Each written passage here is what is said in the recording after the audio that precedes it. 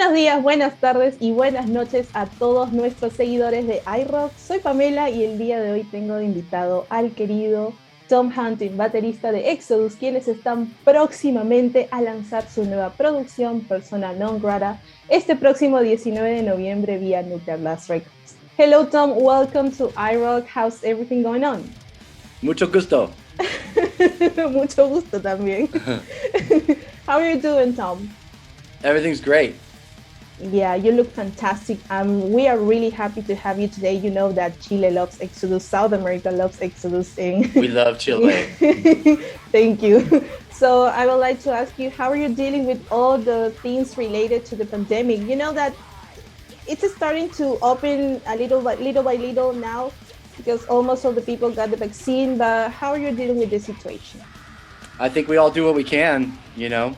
We had a lot of downtime, 21 months with no shows or tours or anything. So, you know, we made a new record, and I think, you know, in a way we could thank COVID for giving us the time to like mellow out and focus on new music, and that's what we did. I think, you know, that's the most productive thing to do with what we had time.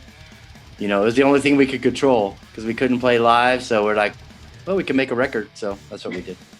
Yeah, let's make a record to make people happy because, as you know, and as you mentioned, we didn't have any chance to go to a live show, and it was like kind of frustrating for us, and I can imagine that for you guys as musicians. So you're gonna release this new record, Persona Non Grata. You already released 3 singles, The Beating Will Continue, Clickbait, and The Years of Death and Dying. So why did you decide to call this album Persona Non Grata? Because it's like calling someone that you don't want near you, close to you. So who came with the idea of that? It was Gary's idea. Oh, Gary. But you know, the times are crazy right now, and you know, we just we react to the human condition. Like, you know, the world is insane right now. So we react to that and we write stuff about that. Yeah, we can notice that on the record. I had a chance to listen to the album. It sounds like the Exodus, the classic Exodus, with the harmonies of the fresh of the new sound of the new metal. So I would like to ask you especially about this song, The Years of Death and Dying, which is a tribute to our friends and heroes who passed away in the recent years. And the lyrics were written by you. So how was that process for you of composition of this song, which has sort of mixed emotions and feelings for all of us? Lots of mixed emotions. I think it well, it started as a poem years ago, and I don't even write poetry or anything like that. I haven't written lyrics in 35 years, but legends were dying. People close to us were passing away too, and I just started writing words. You know, it started with the Ziggy turned into Stardust, and I just kind of went from there. And you know, unfortunately, more people kept passing, and you know, I think Prince passed, Glenn Frey, David Bowie, Tom Petty, and you know, all these legends, as well as like Johnny Cash years prior had passed away, and so I mean, so I'm like, if I was death, if I was this thing that was out there killing people, how would I talk about it? So you know, it's a Grim Reaper story, kind of, but it has a lot of personal meaning too. So. Yeah, and talking about that, you had your own battle against cancer. We know that cancer sucks. We try to help as a community. People start a crowdfunding. We try to help as much as we can because we know that health is expensive. We know that. So how was that process for you? Because now we can see that you're happy as always, and we love to see that in you. Thank you. I'm so grateful to the metal community, and just, you know, it's a powerful force to have those vibrations behind you, you know. Thanks to science, medical science, they can't find any cancer in me right now. So that's awesome. They did surgery July the 12th, and I'm adjusting to like a new lifestyle, different type of relationship with food. But you know, life is good, and you know, I don't have to get any more chemotherapy because they got it all. So that's an awesome thing. And yeah, they turned a bad situation around for me. So I'm very grateful. Yeah, we are very happy to have you here. You're going to continue playing the drums for us, and you're going to continue to be a very important person for all the metal community. And this is, I guess, to show this wasn't example to show how metal community is very united, and we can help people that we love and we care about. So this is I don't even know how to thank everybody or just, you know, there's no words to say how important it is, you know. And you know, fortunately though, I get to live and say thanks to everybody. Yeah. And I guess the best thing is that we are going to be able to see you on tour with Exodus playing these new songs. So yes, I really like the album. I must confess, I'm a very fan of Exodus. So I was I was trying to they're going to surprise again us with new music, and the lyrics were like very precise, and there was a sort of description of everything that we are living and experiencing nowadays. So so must be difficult for you to stay at home, but I know that in States, well, here in South America, the story is completely different. We are not going to be able to attend shows till 2022, I guess, with shows postponed. So how was the experience to play again? Because I know that you play again with the guys before you. John Tempesta were playing the drums, but now you had the opportunity. How was that experience to play again, to see people shouting and singing your songs? It was crazy. You know, I mean, there was a lot of emotion attached to that day to play live, because I hadn't been on the scene for a while, and I had to take a break. Johnny did an amazing job, and the day I played the festival with those guys, it was lots of emotion packed into that day, I think. You know, and the whole crowd, I think, was either vaccinated or had to have proof of a negative COVID test. So, you know, it was just a great day. It felt good to be out there.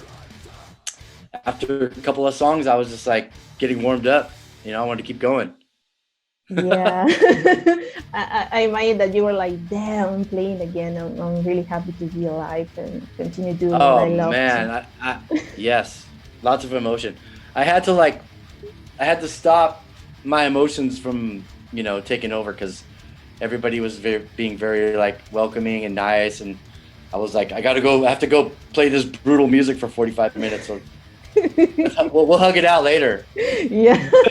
I don't want to cry now. I don't want to let them see me cry now. Yeah, exactly. No, it was good. You know, I'm very grateful for what we get to do in life. I think it's amazing. You know, it's I love to travel, and it's the best education I could get in my life ever. You know, is to see the world and go play music everywhere. You know, so we're lucky. Yeah, we're damn lucky. Yeah. And now you have to think about how is going to be your next South American tour, because you know the fans are going to be Tom, please, are you okay? So they're going to be happy to see you. It's going to be very, very good. I can't wait to get down there. I can't wait, especially Chile. Yeah. Chile is insane. Yeah, crazy people down here. Some of the craziest, I think. Yeah. Well, talking about the new record, so when did you start recording this new album? Was in the middle, the pandemic, before the pandemic? Yeah. How was everything going? Right in the middle of everything. Like, wow. Well, Gary and I, we got off tour March 11th. We flew home, 2020, and then the world shut down on March 14th, pretty much. Or the whole California shut down, the U.S. shut down. So we around. May, June, Gary started coming to my house, and we started just writing music, like me and him, drums and guitar in a room, just like the olden days, you know. And he loved my house. I have a house in the mountains that I bought in 2018, and it has like a pretty good sized like man cave attached to it, or not attached to it, but off the side of it. 3-car garage with a studio and a bathroom and a bar, and like, you know, it was a really nice place. And he said we should do the record here. I'm like, okay, because we couldn't do anything in the city. We couldn't operate. even if we recorded a record in San Francisco or Oakland, you couldn't even go buy food because everything was closed. Yeah. So we're like, we could do it here. The guys the guys totally like locked into being mountain lifestyle and things like that. And they came up there, we barbecued and, you know, drank beers, and there was guitars laying around everywhere. It was easy. It was easy to get into it, you know? Yeah, that is a very nice place. And quite, I know that Gary likes this kind of woods of places like this, and it's a good environment. Yeah. I live in the woods like most of the time. So I'm in San Francisco now, but usually I'm in Northern California. Yeah, so. It's always good to have a very quiet place to relax, and this is where all the inspiration comes sometimes. Yep. So, yeah, it's a good place. And Tom, I would like to talk about metal music in general. You know that the metal has evolved through all these years. So focus on Exodus. How can you describe Exodus sound now, 2021? It's hard to describe like why it sounds the way it does.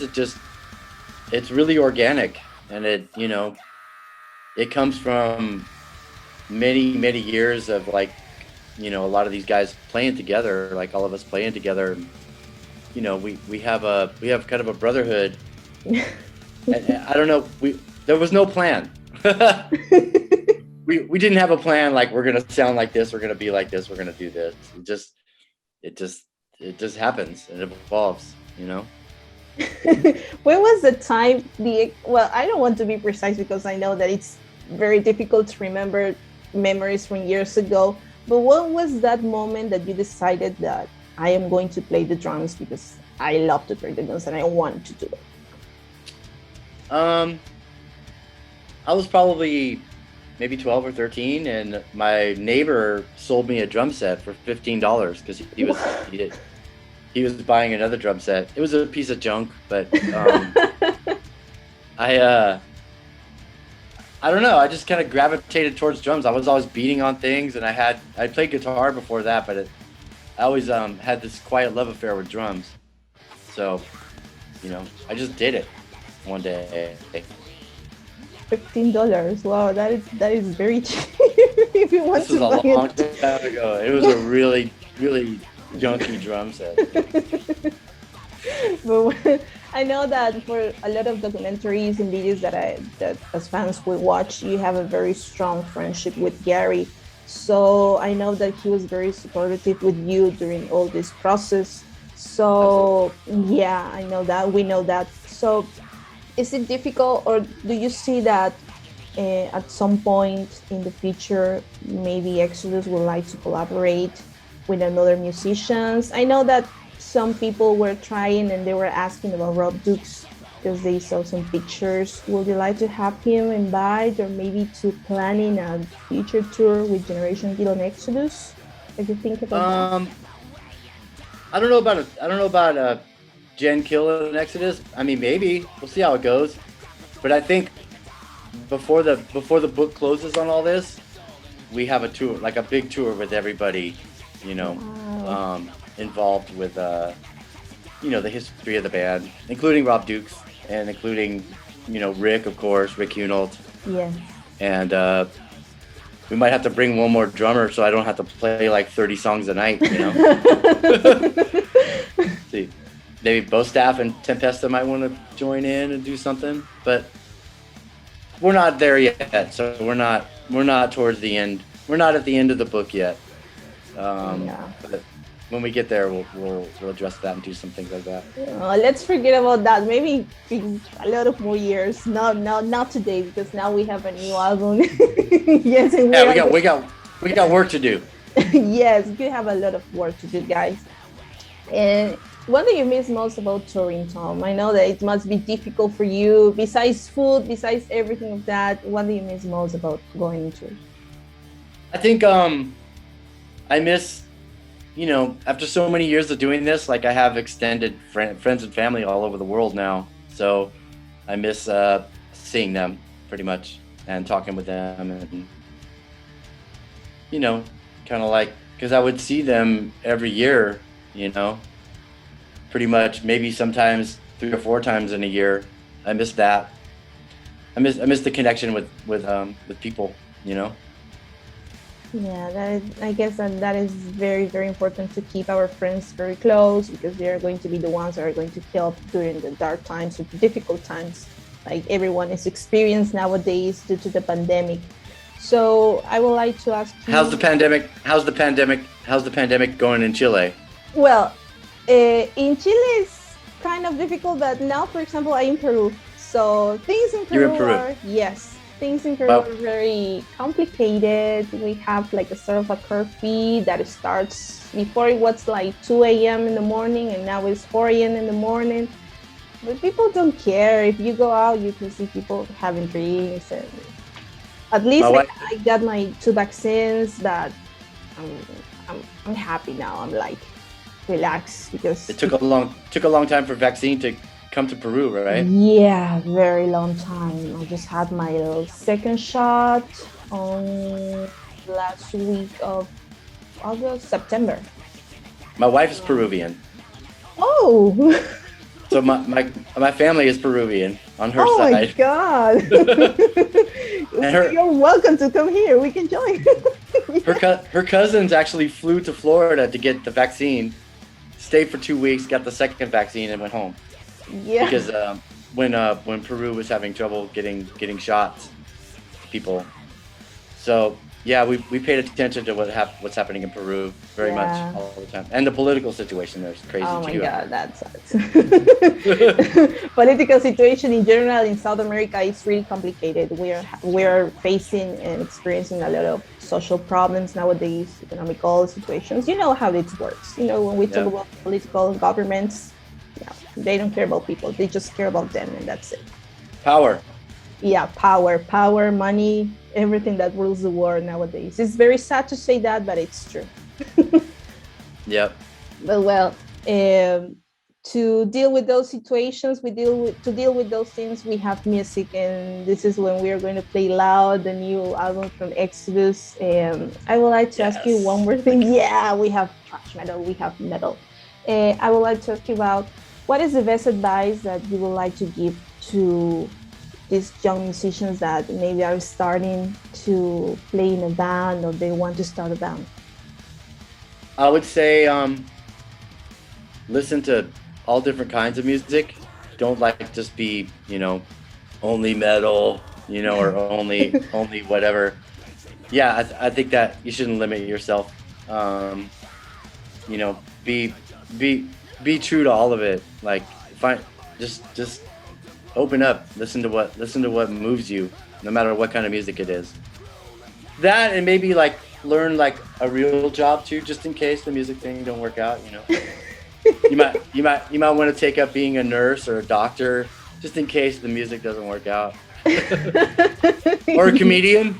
Comedian's good. Yeah. That is a very good advice. Sometimes you can still. Go ahead, please. Go ahead. No, go ahead. I was just gonna say, we write about the world, in our music, and comedians write about the world in their comedy. So, we have to laugh at ourselves too. Yeah, we have to try to find a balance maybe between those things, so we can deal with them. Situation it's complicated, but I always say, I really, really, really thank to all the musicians out there, to all the guys that you play music and you share your music and your art with all of us, so we can. Oh, thank you. Yes, so we can feel a little better maybe that we have music. We're lucky to get to do what we do. I don't take it for granted. It's a gift. Yes.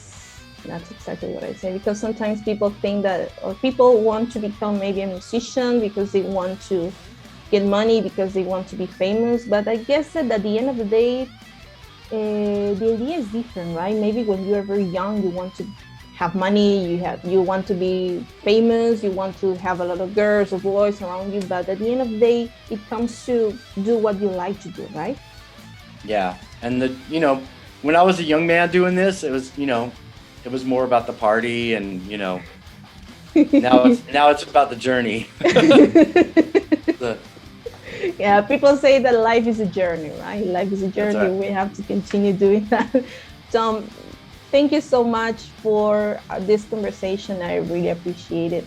No worries. Like I said at the beginning, I'm really happy. We are really happy to have you and see that you are good, that you're fine, and you're happy, and you're smiling like always. Yep, I can't wait to make it back there. Yes, please remember, guys, that we're going to have the new Exodus album Persona Non Grata out November 19th through Nuclear Blast Records. Tom, do you have any message for all your crazy South American fans? I can't wait to get there. I can't wait to have some more lomo saltado. I can't wait to have ceviches. I can't wait for all of that. I love the food. I love the people. You're all amazing. Thank you so much, Tom. We're going to wait for you guys, and we're going to wait for the album release. All right. See you soon. Thanks. Thank you, Tom. Take care. Bye-bye. Have a good day. Have a good day, too. Bye.